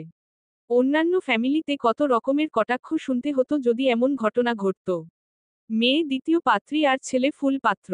একই পৃথিবীতে কত রকমের বিরল প্রজাতির মানুষ বাস করে, তাই না? এই পুরো পরিবার এত কিছু তাকে দেবে সে ভাবতেই পারেনি। কিন্তু আজকে তো তাকে বেরোতেই হবে এই পুরো পরিবারের কথা অমান্য করে। তাদেরকে আড়াল করেই বেরিয়ে যেতে হবে। যেভাবেই হোক। মালা সবাইকে ঘুমানোর কথা বলে। তার বিশ্রামের প্রয়োজন ভেবেই সকলেই বাইরে চলে যান। মালা আস্তে আস্তে উঠে 2-3টা শাড়ি ইউজ করে নিচে নামে। পেছনের গেট দিয়ে বেরিয়ে জলদি একটা শপিং মল গেল। তার হাতে বেশি সময় নেই। প্রেমেতেই মত্ত এ জগৎ সংসার। বস্তুত সবটাই মোহ, উন্মাদনা। এই উন্মাদনায় আগুন রয়েছে এটা প্রশান্ত জানে। এটা কভু নিভবে না। পুতুল মুগ্ধ হয়ে তাকায় প্রশান্তর দিকে। আজ প্রশান্ত ভীষণ খুশি। পুতুল তার কথা রেখেছে। পুতুল আসার পর সে তার সামনে খাবার খেয়ে ওষুধ খেয়েছে। প্রেম এমন এক জিনিস, মানুষের অজান্তেই তা মানুষের মনের অন্তরালে গভীরভাবে চলে আসে। I miss you my doll. সলজ্জে হাসল পুতুল। তুমি মিস করনি? হ্যাঁ করেছি তো। আচ্ছা কতটা? এতগুলো। কতগুলো? ধুর জানি না, বলেই খিলখিল করে হাসল পুতুল। প্রশান্ত ও হাসি দেখে বুকের পাশে হাত রেখে আওড়ালো। তোমার হাসি আর স্পর্শের অনুভূতি কিভাবে বর্ণনা দেব আমি? পুতুল তোর হলো? স্কুলের দেরি হচ্ছে তো। হয়েছে। আসছি দাঁড়া। আমি আসি, মাহিয়া ডাকছে। আচ্ছা যাও। তবে আসার সময় কিন্তু আসবে, না হলে আমি খাবো। খালি ইমোশনাল মেইল তাই না? আচ্ছা আমি আসব। প্রশান্তর দিকে তাকিয়ে এক ফালি হেসে উঠল পুতুল। প্রশান্ত পুতুলের মিষ্টি হাসি খানা দেখে হায় বলেই আবার তার বাম বুকে হাত দিয়ে শুয়ে পড়ল। কোর্ট থেকে বিষণ্ণ মুখে বাড়ি ফিরল প্রিহান। খোদেজা নিজের ছেলেকে দেখতেই কিছু একটা আন্দাজ করেছেন। তিনি এগিয়ে এসে ইশারায় সাইন ল্যাঙ্গুয়েজে জিজ্ঞেস করলেন, তোকে এমন লাগছে কেন বাবা? কিছু না আম্মু, আমাকে একটু স্পেস দাও। খুব ক্লান্ত লাগছে। 1 কাপ কড়া কফি পাঠিয়ে দিও ময়নাকে দিয়ে। ঘরে যেতে গিয়েও ফিরে এলো সে। খোদেজাকে শান্তভাবে শুধালো, আম্মু মালা কি আজকে বেরিয়েছিল? খোদেজা মাথা নেড়ে বুঝালেন, না বেরোয়নি সে। প্রিহান আর কোনো কথা না বলে সোজা নিজের রুমে চলে গেল। খোদেজাও ছেলের মনোভাব বুঝে চলে গেলেন রান্নাঘরে। প্রিহান ঘরে গিয়েই দেখল মালা শুয়ে আছে। কেমন অদ্ভুত লাগলো তার কাছে মালাকে। তবুও সে কিছু না বলে ফ্রেশ হতে চলে গেল। মালা ইচ্ছে করে বন্ধ করে রাখা চোখ খুলে পেছনে থেকে দেখল প্রিহানকে। মানুষটার তো আজকে খুশির দিন, তবে এমন চুপচাপ কেন? সে কি কিছু বুঝতে পারল? বেশ বিচলিত হয়ে গেল মালা। প্রিহান মোটেও নর্মাল ছিল না। আধ ঘন্টা পর প্রিহান বের হলো সে। বেশ সময় নিয়েই শাওয়ার নিয়েছে সে। কিছুতেই মন থেকে আজকের ঘটনাকে বের করতে পারছিল না। ওয়াশরুম থেকে বেরিয়েই দেখল ময়না কফি নিয়ে দাঁড়িয়ে আছে। কফি নিতেই ময়না চলে যায়। কফি নিয়ে বারান্দায় চলে গেল প্রিহান, ভেজা টাওয়াল নেড়ে রুমে আসলো। মালা আস্তে আস্তে উঠে খাটের সঙ্গে হেলান দিয়ে বসল, এরপর সন্তর্পণে জিজ্ঞেস করল, আচ্ছা আপনাকে এমন কেন লাগছে? কি হয়েছে আপনার? কিছু না। আচ্ছা তুমি আজকে কোথাও গেছিলে? না, কোথায় যাব? আমার প্রিয় আমাকে বেরোতে না করেছে, আমি কি করে বের হয় বলুন তো? হ্যাঁ তাই তো। বের হবে কেন? তাই তো। তবে আমি কি ভুল ভাবলাম? কি তাই তো করছেন? আজকের কেসটার কি হলো? কেন তুমি জানো না কি হয়েছে? উহু, কেন কি হয়েছে? আমি জীবনে প্রথমবার হেরেছি কেসটা। কিন্তু আপনার তো জেতার কথা কেসটা। তবে আমাকে মিথ্যা কেন বলছেন? কি বললে? ততক্ষণে মালার মুখে হাত চলে গেছে। উত্তেজনায় একটা ভুল কথা বলে ফেলেছে সে। ইস! ঘাবড়ানো চোখে চাইল সে প্রিহানের দিকে। ইগলের চোখে তাকিয়ে আছে প্রিহান। তবে কি তার সন্দেহটাই ঠিক? মালা আজকে করতে গেছিল? সে তীব্রভাবে বলল, তুমি কি করে জানলে আমার জেতার কথা আজ? তোমাকে এই ব্যাপারে কেমন কনফিডেন্স লাগছিল? না মানে ফেসবুক। হ্যাঁ ফেসবুকে অনেকজন পোস্ট করেছে যে প্রিহান হাওলাদার আজকে অনেক বছর আগের কেসটা তার বুদ্ধি ও প্রমাণের ভিত্তিতে কি নিদারুণভাবে জয়ী হলেন। সকল খো ক দের আটক করা যায়নি। কয়েকজন পলাতক এখনো। প্রিহান শান্ত হলো কিছুটা। তবে মনের মধ্যে খচখচানিটা থেকেই যাচ্ছে। সন্দেহজনক চাহনিতে তাকিয়ে রইল মালার দিকে। মালা কালো শাড়ির সঙ্গে কালো খয়েরি ব্লাউজ পরেছে। ভীষণ স্নিগ্ধ লাগছে মেয়েটাকে। মাথায় ওয়ান টাইম ব্যান্ডেজটা খুলে ফেলেছে সে। তাই দাগ ভীষণ বিশ্রী ভাবে দেখা যাচ্ছে। কেমন ডিসেন্ট, ইনোসেন্ট ফেস মেয়েটার। তার মুখে কোনো মিথ্যার পারদ থাকতে পারে কি? এই মেয়েটা কি তাকে মিথ্যা বলতে পারে? আচ্ছা, আপনি আজকে এত বড় একটা কেস জিতেও এমন গোমরা মুখে কেন বসে আছেন প্রিয়? না তো, জীবনে প্রথমবার মনে হচ্ছে জিতেও জয়টাই আমি খুশি না। হাকিম আঙ্কেল খো ক আন্ট জাকিয়া সবাই ভীষণ ভেঙে পড়েছেন আঙ্কেলের এরকম একটা কাজে। আঙ্কেল যে এরকম ভাবে কারোর করতে পারে আমাদের ধারণাও ছিল না। আঙ্কেল সহ আরো অনেকেই এখনো পলাতক জানো? উনি কোথায় থাকতে পারেন বলো তো? প্রিহান তখনও মালার দিকে তাকিয়েছিল। এত কিছু শোনার পর সে মাত্র এই একটা কোয়েশ্চন করল। অদ্ভুত না? সে দেখতে চাইল মালার রিয়াকশনটা কেমন এখন। মেয়েটা এত বড় একটা ঘটনার কথা শুনেও চমকালো না কেন? প্রথমবার কেউ এরকম ধুন্ধুমার কথা শুনলে চমকাবে মাস্ট। তবে কি মালা আগে থেকেই সবটা জানে? বা জানতো? প্রিহান নিজের ভাবনা লুকায়িত রাখল। প্রিহানের চাহনিতে মালা বুঝতে পারল নিশ্চয়ই কিছু আন্দাজ করার চেষ্টা করছে প্রিহান। তাই সে জবাব দেওয়ার ভঙ্গিতে বলে, আসলে ফেসবুকে অলরেডি অনেকে লেখালেখি করছিল তো আজকের কেসটা নিয়ে, তাই আমার কট লাগেনি এখন। কিন্তু আমিও প্রথমবার যখন দেখেছি পোস্টটা তখন আমিও বিস্মিত হয়েছিলাম। আচ্ছা, এটা বলুন কি করে প্রমাণ করলেন সব? হ্যাঁ, ও হ্যাঁ, আপনি শোকট এখনো বুঝতে পারছি। তাই আবোল তাবোল ভাবনায় আছেন। তাও শুনতে ইচ্ছে করছে, বলুন না। আমি তো ভেবেছিলাম আজকের কেসটা হেরেই যাব। আমি কোর্টের ভেতরে যাব, ঠিক সে সময় একটা কালো বোরখা পরিহিত মেয়ে আসে। মেয়েটা সোজা আমার কাছে এসে একটা মেমোরি কার্ড দেই। আমি ভেতরে যাওয়ার আগে মেমোরি কার্ডে আমার সবচেয়ে প্রয়োজনীয় বিষয়টিই পাই। আমি যখন ফোনে মেমোরি কার্ড উঠিয়ে একটা ভিডিও দেখি সেখানেই ছিটকে পড়ে যায়। কয়েকজন আমাকে সামলাই সে সময়ে। তবে কি কারণে এরকম হয়েছে আমি বুঝতে দেইনি কাউকে। এত কিছুর মধ্যে বলেই গেছিলাম মেয়েটার কথা। মুহূর্তের মধ্যে যেন মেয়েটা হয়ে গেছে। তুমি জানো মেয়েটার গায়ের গন্ধ, আর চোখগুলো কেমন যেন চেনা চেনা লাগছিল। আমার খুব আপন কেউ ছিল মনে হচ্ছিল বারবার। তাই, আপনি কি চিনতে পেরেছিলেন? কি ব্যাপার বলুন তো প্রিয়, আপনি কি ওই মেয়েটার চোখ দেখে ফিদা হলেন নাকি? ধুর, আমি মজা করছি না মালা। ওই মেয়েটার চোখগুলো ঠিক। ঠিক কি? ভ্রু কুঁচকে জিজ্ঞেস করল মালা। কিছু না, ওরকম একটা নৃশংস ভিডিও সবার সামনে প্লে করাটাও টাফ ছিল। যারা দুর্বল হার্টের ছিল তারা বাহিরে গেলে ভিডিওটা সবার সামনে প্লে করা হয়, এরপরে এক লহমায় প্রমাণ হয়ে যায় কে কে ধর্ষণ করেছিল। টোটাল 14 জনের ফেস আপসা ঝাপসা হলেও দেখা যাচ্ছিল। এরপরে যখন হাকিম আঙ্কেলের ফেসটা এলো না মালা, আমি ধপ করে বসে পড়ি। হ্যাঁ, হাকিম আঙ্কেলই মেইন কালপ্রিট। জানি না ভিডিওটাকে করেছে, তবে আজকে যে মেয়েটা আমাকে সাহায্য করেছে তাকে খুঁজে পেতে হবে। তুমি কি আমাকে সাহায্য করবে মালা? মালা নার্ভাস হয়ে যায়। সে যখন ভিডিওটা দেখেছিল প্রথমবার সেও চমকেছিল, ভয়ও পেয়েছিল অনেক। যার দরুন কালকের ঘটনাটা ঘটেছে তার সাথে। আশ্চর্যের বিষয় হলো সে এখন চাইলেও অবাক হতে পারছে না। কারণ তার জানা আছে সবটা। হ্যাঁ, সেই তো গেছিল প্রিহানের কাছে মেমোরি কার্ডটা পৌঁছে দিতে। ভিডিওতে মেয়েটাকে জানা যায়নি এখনো। তবে একে 14 জনের একজনও বাদ রাখেনি মেয়েটাকে খো ন করাই। শেষে খুবই নৃশংসভাবে তাকে রে ফেলা হয়। মেয়েটা কথা বলতে পারছিল না, কিন্তু যখন ছিল না তাকে সে অনেক হাতে পায়ে ধরেছে, কাকুতি মিনতি করেছে যেন তাকে ছেড়ে দেওয়া হয়। কিন্তু শান লোকজন তাকে রেনি। তার লায় যখন রি চালানো হলো না, তখন গল গলিয়ে তো ছিটকে বেরিয়ে আসছিল। মেয়েটার লাটাকা তার সময় ঘোরঘোর করে আওয়াজ হচ্ছিল। এই দৃশ্য দেখেই মালা কাঁপছিল। আর ওভাবে অসুস্থ হয়ে পড়ে। কিন্তু সে জানত না হাকিম আঙ্কেল মানে জাকিয়ার বাবাই এসবের সঙ্গে যুক্ত ছিল। সে তো আর হাকিম আঙ্কেলকে দেখেনি কখনোই। কি হলো মালা, কি ভাবছো বলো তো? না কিছু না। আচ্ছা, জাকিয়া আপু কি সেদিনের ড্রামাটা জেনে শুনে করেছিল বলুন তো? হ্যাঁ, হতে পারে। সেজন্যই হীরের ক্লিপ হারানোর নাটকটা করে আর তোমাকে ফাঁসাই। যেন আমার করতে যেতে দেরি হয়। আমার মনে হয় ও আগে থেকেই জানতো এই ব্যাপারটা। আন্ট ও জানতেন জানো? আমি জাস্ট আশ্চর্য হয়ে গেছিলাম যে জাকিয়া এত বড় একটা নাল এর সঙ্গে থাকছিল কি করে এতদিন। ক্রিমিনাল হোক আর যাই হোক প্রিয়, ভালোবাসার কাছে সবকিছুই তুচ্ছ। হাকিম আঙ্কেল কিন্তু সোহিনী ফুপুর হাজবেন্ড আর জাকিয়ার বাবা। আর আমার মনে হয় জাকিয়া আপু হাকিম আঙ্কেলকে প্রাণ দিয়ে ভালোবাসে। হয়তো সেজন্যই এসব আড়াল করেছে আর নিজের বাবাকে বাঁচাতে চেয়েছে।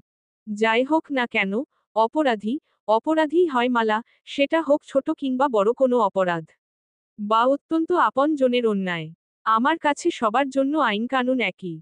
যেমন আমি আমার বোনকেও সেক্ষেত্রে ছাড় দিইনি। অন্যায়ের কাছে আমি কখনো আপোষ করিনি আর মিথ্যা আমার দু চোখের বালি। আপনার বোন, কি করেছিল আপনার বোন? ঝট করে উঠে দাঁড়িয়ে পড়ল প্রিহান। সে এই মুহূর্তে কিছুই বলতে পারবে না। তাই সে কোনো কিছু না বলেই চলে গেল। মালা তার যাওয়ার পানে হা করে তাকিয়ে রইল। প্রিহানের বোনের কথা উঠলেই এমন অদ্ভুত বিহেভিয়ার কেন করে? এটা তাকে জানতেই হবে। রাতটা প্রিহানের কাছে দুর্বিষহ কাটল। যখনই চোখ বন্ধ করছিল সে তখনই ন করার দৃশ্য চোখে ভাসছিল। একজন মানুষ এতটা নগণ্য, এতটা নেককার কাজ কি করে করতে পারে? সে তো শুধু এই দৃশ্যটা দেখেই ঘুমোতে পারছে না। বাড়ির সবাই সবকিছু জানতে পেরে খুবই হতাশায় ভুগছেন। কেউই আশা করেনি তাদের বাড়ির জামাতা এরকম হতে পারে। হ্যাঁ, এটা ঠিক যে হাকিম রাজনৈতিক কাজ করত যেগুলো বাড়ির কেউই পছন্দ করত না। কিন্তু তাই বলে একজন নীর সঙ্গে এতদিন যাবৎ তাদের বাড়ির মেয়ে সংসার করেছে? সকালের দিকে প্রিহান একটু ঘুমিয়েছে। মালা উঠে ফজরের নামাজ পড়ে নিল। ভালো লাগছিল না বলেই সে রান্না ঘরে গিয়ে সকল প্রকার কাজ করল। আর বাড়ির পরিস্থিতিও অস্বাভাবিক এখন। কারোরই মন ভালো নেই কালকের ঘটনার জানার পর। সকাল 10টায় সবাই ব্রেকফাস্ট শেষ করেছে কোনো রকম। প্রিহান ঘরে গিয়ে ল্যাপটপ নিয়ে বসেছে। ময়না, মালা, খোদেজা তারা 3 জন মিলে দুপুরের রান্নার আয়োজন করছিল সে সময় কলিং বেল বেজে উঠল। ময়না গিয়ে দরজা খুলেই দেখল একজন স্যুট বোট পরা ভদ্রলোক মুচকি হেসে দাঁড়িয়ে আছে দরজার সামনে। সবাই দরজার দিকে তাকিয়ে দেখে চেনার চেষ্টা করল মানুষটাকে। দাদি, দাদু, খোদেজা সবাই চিনতে পেরে কিংকর্তব্য বিমূঢ়। আর মালা মানুষটাকে দেখতেই 2 কদম পিছনে পিছিয়ে গেল। উনি এখানে?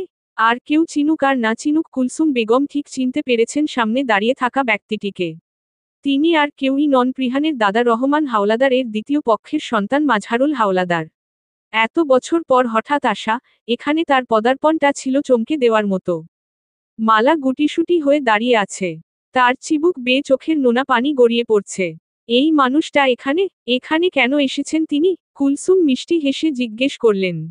বাবা মাজহারুল, তুমি এতদিন পর আমাদের মনে পড়ল বাবা? সেই যে গেলে এতগুলো বছর পর দেখলাম তোমাকে।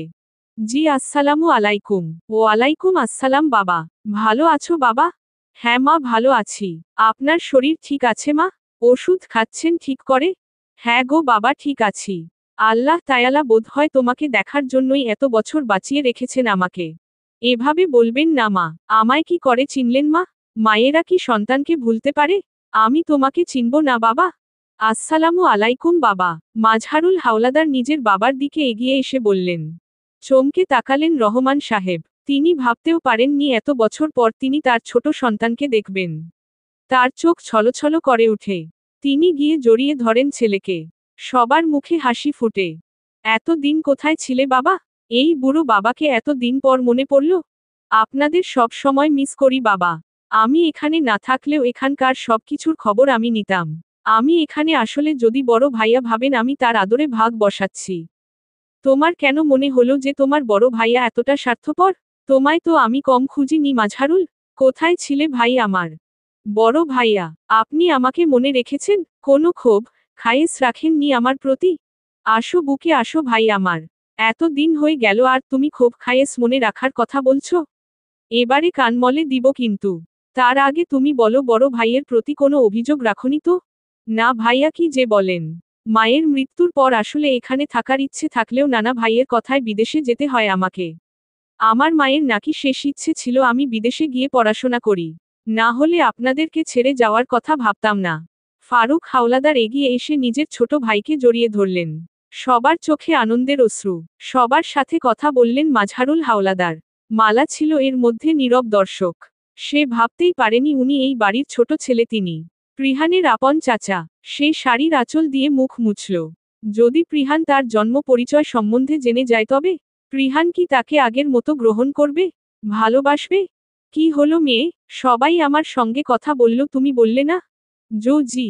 আসসালামু আলাইকুম। ওয়ালাইকুম আসসালাম। তাহলে তুমিই আমার একমাত্র ভাইপোর ওয়াইফ। মালা সরু দৃষ্টিতে তাকালো। এমন ভাবে কথা বলছে যেন আজকেই তাকে প্রথমবার দেখল এই মানুষটা। কিছু একটা ভেবে হো হো করে হেসে উঠলেন মাজহারুল। মা, আমি যদি এখানে কিছু দিন থাকি আপনাদের কোনো আপত্তি আছে? এটা কেমন কথা বাবা? তোমার বাড়ি, তোমার ঘর, এই বুড়ো বুড়িকে জিজ্ঞেস করছো এটা আবার? এখানেই থাকবে যখন একবার চলে এসেছো এই বুড়ো বুড়ি তোমাকে আর যেতে দিচ্ছে না বাবা। তাহলে আমি একজনকে সবার সাথে পরিচয় করিয়ে দিতে চাই। তাকে ডাকি? হ্যাঁ, অবশ্যই ডাকো। আমরাও দেখি। মাজহারুল বাইরে গিয়ে একজনকে নিয়ে এলেন। Meet my wife Lily Howlader. বাবা, মা ও আমার স্ত্রী। সবাই ভীষণ খুশি হলেন। লিলির জন্মই অস্ট্রেলিয়ার মাটিতে। তিনি ঠিক করে বাংলা বলতে পারেন না। মুহূর্তের মধ্যে আনন্দের ফোয়ারা বয়ে গেল। লিলি সবার সাথে কথা বলে এক কোণে দাঁড়িয়ে থাকা মালার দিকে এগিয়ে গেলেন। তার চোখ ছলছল করে উঠে মালাকে দেখে। তিনি আবেগের বসে ঝাপটে ধরে মালাকে। প্রায় শব্দ করেই কেঁদে উঠেন। সবাই একটু অবাক হয় লিলির আচরণে। লিলির চোখ দিয়ে পানি পড়ছে টপটপ করে। মালা কিছুটা অপ্রস্তুত হয়ে যায়। সবার সামনে তাকে সরিয়েও দিতে পারছে না। সবাই ভাবছে হয়তো লিলি বিদেশি কালচারে বড় হওয়া মেয়ে, তাই কাউকে জড়িয়ে ধরে আদর করাটা স্বাভাবিক, কিন্তু চোখের পানি ফেলা, এটা কি স্বাভাবিক? মাজহারুল হাওলাদার সবার হাবভাব লক্ষ্য করে বলেন, আসলে আমাদের সন্তান সন্ততি নেই তো, তাই লিলি এরকম বয়সী কাউকে দেখলেই আবেগী হয়ে পড়ে। বিদেশি নারীরা সন্তান নিয়ে ভীষণ পজেসিভ। আর লিলিও ভীষণ ইম্পালসিভ। নিজের আবেগ সামলাতে পারে না ও। আপনারা কেউ কিছু মনে করবেন না। হ্যাঁ, সবার ভীষণ মন খারাপ হয়ে যায় মাজহারুলের সন্তান নেই এই কথা শুনে। মালা নিজেকে ছাড়িয়ে নিয়ে মেকি হাসার চেষ্টা করে। সে ভাবতেই পারেনি তার জন্মদাতা পিতা, সরি এটা বলা ভুল হবে, সে তো এই মানুষটার টেস্ট টিউব বেবি। স্যারোগেসির মাধ্যমে তার পিতা হয়েছে মানুষটা। যদিও সব সময় মেয়ে মেয়ে বলে তিনি অজ্ঞান, অথচ সবাইকে বললেন সন্তান সন্ততি নেই। আর এই যে ইনি, মিসেস লিলি, তার এই বাবার বউ, তাকে কেমন স্নেহ করছে। মালা মনে মনে চেয়েও বিরক্ত হতে পারছে না। কেমন একটা অদ্ভুত টান অনুভব করে সে লিলিকে দেখে। অসুস্থতার জন্য মুখের ফিচারটা শুকিয়ে গেছে। তিনি শুকনায় মালার মতোই। বিদেশি মহিলারা নিজেদের ফিটনেস মেইনটেইন খুব ভালোভাবেই করে। মালা তো ভাবতেই পারেনি এতটা বয়স পরেও তিনি এতটা শুকনো। সালোয়ার কামিজ পরিহিত মহিলাটিকে পেছনে থেকে কেউ দেখলে বলবে না মহিলাটির এতটা বয়স। প্রিহান এতক্ষণ একটাও কথা বলেনি, সবটা দূর থেকে দেখে ভীষণ খুশি হয় সে। সে এসে সবার সাথে আলাপ করে। সে তো সব সময় চাইতো একটা পরিপূর্ণ ফ্যামিলি। সে ঘর থেকে বেরিয়ে আসে এক কাপ কফির জন্য। বাইরে এসেই দেখে কি সুন্দর একটা মুহূর্ত হচ্ছে কত দিন পর। সে মন ভরে উপর থেকে সবটাই অবলোকন করছিল। দেখতে দেখতেই চোখে পানি চলে আসে তার। সে কখনোই তার চোখের পানি কাউকে দেখতে দেয়নি। একটা কঠোর ভাব নিজের চেহারার উপর ধরে রাখে সে। মালার নিজেকে গুটিয়ে নেওয়াটা যে সে লক্ষ্য করেনি তা কিন্তু নয়। হঠাৎ ছোট কাকাকে দেখে মালার মুখাবয়ব এমন পাংশুটে হয়ে গেল কেন? কোনো কানেকশন আছে কি ছোট কাকার সঙ্গে মালার? বা সে কি আগে থেকেই চিনত ছোট কাকাকে? সবাই রাতের খাবার খেয়ে নিজেদের রুমে না গিয়ে ড্রয়িং রুমে বসে আড্ডা দেন। অনেক দিন পর বাড়ির ছোট ছেলে আসায় অনেকক্ষণ আড্ডা দেন। দাদা, দাদি, ফারুক হাওলাদার, খোদেজা, প্রিহান, মালা, ঔশী, ময়নাও বাদ যায়নি আড্ডা থেকে। অনেক রাত পর্যন্ত উনারা আড্ডা দেন। এদিকে লিলি দু চোখ ভরে মালাকে দেখছে। মেয়েটা কি তাকে একবার মা বলে ডাকবে? যদি সে তার কাছে এই ছোট্ট আবদারটা করে তবে কি সে রাখবে? নাকি তাকে প্রত্যাহার করবে? তার বুকটা কেমন হাহাকার করছে মালার মুখে একবার মা ডাক শোনার জন্য। মাজহারুল নিজের স্ত্রীকে নিয়ে এখানে আসার একটাই কারণ, মালাকে চোখের দেখা দেখবে লিলি। স্ত্রীর শেষ সময়ে এসে কোনো কথা ফেলতে পারেন না তিনি। মেয়েটার এত জেদ, কতবার বলল গিয়ে দেখা করতে, কিন্তু মেয়েটার জেদের কাছে হার মানতে হয় তাকে। মাজহারুল হাওলাদারকে তো বাবাই মানে না মেয়েটা। তাই তো বাধ্য হয়ে তাকে এই বাড়িতে আসার সিদ্ধান্ত নিতে হয়েছে। হঠাৎ মালার ফোন বেজে উঠল। সে সবার কাছে থেকে অনুমতি নিয়ে একটু দূরে গিয়ে ফোন রিসিভ করল। রিসিভ হওয়া মাত্রই সেই ব্যক্তি আওয়াজ দিল, মেম, আপনার ছোট বোন পুতুলের সঙ্গে একজনের সম্পর্ক আছে। আপনি নজর রাখতে বলেছিলেন না? আগে যে ছেলেটা ডিস্টার্ব করত তাকে তো লাই দিয়েছি, কিন্তু এখনকার জনের সঙ্গে কি করব? তার ছবি পাঠাও আগে, এরপর বলছি। আমার সন্দেহ যদি ঠিক হয় তবে ছেলেটাকে আমি চিনি। আচ্ছা মেম, পাঠাচ্ছি। মালা ছবি দেখে বলল, ছেলেটাকে কিছুই করার দরকার নেই। আমি তাকে চিনি, ও খুব ভালো ছেলে। ও পুতুলের কোনো ক্ষতি করবে না। আর হ্যাঁ, আগের কাজটা হয়েছে? হ্যাঁ হয়েছে। হাকিম সহ বাকি 6 জন এখন আমাদের আওতায়। মালা ঠোঁট এলিয়ে অন্য রকম হাসল। ফোন কেটে পেছনে ঘুরে প্রিহানকে দেখেই চমকে উঠে। প্রিহান কি তার কথোপকথন শুনে ফেলল? প্রিহানের চাহনি এমন লাগছে কেন? কেমন সন্দেহের দৃষ্টি তার। তাকে কি ভুল বুঝল প্রিহান? কার সঙ্গে কথা বলছিলে মালা? প্রিহানের সন্দেহের দৃষ্টি। ওই রেস্টুরেন্ট থেকে ম্যানেজারের ফোন এসেছিল। আজ যায়নি কেন তাই ফোন করে জানতে চাইছিল। কোনো রকমে জবাব দিল মালা। ও আচ্ছা, ফোঁস করে স্বস্তির শ্বাস ফেলল মালা। যাক, কিছু শুনতে পায়নি প্রিহান। পরের দিন সকালে মালা ব্রেকফাস্ট তৈরি করছিল, সে সময় লিলি আসলেন। মালা তাকে দেখতে পেয়েই সন্তর্পণে জিজ্ঞেস করল, do you need anything? Can you give me a cup of coffee? Yeah sure, you sit down, I give you 5 minutes. Coffee চাওয়াটা তো শুধুমাত্র বাহানা। লিলি শুধু চাইছিল মালার কাছাকাছি থাকতে। লিলির চোখ কেমন ঘোলাটে হয়ে আসে মালাকে দেখলেই। তিনি সন্তান জন্ম দিতে অক্ষম বলেই বোধহয় আরও বেশি কষ্ট হয় তার। সময় মতো একে একে সবাই ব্রেকফাস্ট করতে চলে আসে। প্রিহান এখন প্রায় ফ্রি বললেই চলে। চাইলেই কোথাও গিয়ে ঘুরে আসতে পারবে। মনটাও কেমন একটু পানসে হয়ে আছে। ঘুরতে গেলে যদি মনটা ভালো হয়। ব্রেকফাস্ট শেষ হতেই সে মালাকে ঘরে আসতে বলে। কথা মতো মালা রুমে যেতেই প্রিহান সুন্দর একটা শাড়ি ধরিয়ে দেই তার হাতে। মালা শাড়ির দিকে অবাক হয়ে তাকিয়ে থাকে। এভাবে তাকিয়ে আছো কেন? আমাদের বিয়ের পর কি কোথাও ঘুরতে গেছি? হয়তো তোমার সময় হয়নি, না হলে আমার। তোমার অ্যাডভোকেট হাজবেন্ডের সময় কোথায় বলো? আজ যখন সময় পেয়েছি, সব দিক থেকে রিল্যাক্স। তবে চলো ঘুরে আসি। এখনই যাবেন? হ্যাঁ এখনই। আজকে সারাদিন ঘুরবো তোমাকে নিয়ে। 10 মিনিট তোমার জন্য বরাদ্দ। রেডি হয়ে বের হবে। আমি রুমে রেডি হচ্ছি। আচ্ছা। প্রিহান তাকে ঘুরতে নিয়ে যাবে? এই খুশি আর সে রাখবে কোথায়? মালার ভীষণ খুশি খুশি লাগছে। মনে কেমন রঙিন প্রজাপতি উড়াউড়ি করছে। সে বাথরুমে গিয়ে নাচ শুরু করল ঘুরতে যাওয়ার খুশিতে। আয়নার সামনে দাঁড়িয়ে নানান অঙ্গ ভঙ্গি করতে লাগল। কিভাবে তাকে সুন্দর লাগছে বা লাগবে, কিভাবে হাসলে ভালো লাগবে, কিভাবে গাল ফুলালে ভালো লাগবে, সব কিছু করল। দেখতে দেখতে কতক্ষণ যে কেটে গেল, তবুও সে বেরোল না। নাচতে নাচতে শাওয়ার করছে মালা। শ্যাম্পু চুলের মধ্যে ঢেলে দিয়ে ঘষে যাচ্ছে। আজকে চুলের গন্ধে মাতোয়ারা করে দেবে প্রিহানকে। হা হা হা, নিজেই নিজের এমন উন্মাদের মতো আচরণে হেসে ফেলে। আচ্ছা, এত খুশি খুশি কেন লাগছে? আহ, কি লজ্জা! যখন তার চুলগুলো উড়বে না হাওয়ায়, তখন প্রিহান একেবারে মুগ্ধ হয়ে তাকিয়ে থাকবে তার দিকে। আর সে লজ্জায় লাল নীল হবে। এই মালা, তুমি বেরোবে নাকি কান ধরে টেনে বের করব? এভাবে ধপাস ধপাস শব্দ হচ্ছে কেন? মালার কানে তার কথা পৌঁছালো বলে মনে হলো না। এতক্ষণ সে কানে হেডফোন লাগিয়ে রুকমির সঙ্গে কথা বলছিল। ওকে দিয়ে একটা রিসোর্টে রুম বুক করালো। আজকের রাত ওখানে কাটিয়ে কালকেও ঘুরে তারপর বাসায় ফিরবে তারা। হেডফোন খুলেই ধপাস ধপাস শব্দ পায় ওয়াশরুম থেকে। মালা একেবারে শাড়ি পরে বের হয়েছে। সি গ্রিন শাড়িতে স্টোনের কাজ, লাল খয়েরি রঙের ছোঁয়ায় আঁচল করা। সেই সুন্দর করে শাড়িটি লেহেঙ্গা টাইপ করে পরেছে। প্রিহান খাটে বসে আয়নার মধ্যে মালাকে দেখল। না চাইতেও দৃষ্টি সেদিকেই যাচ্ছে তার।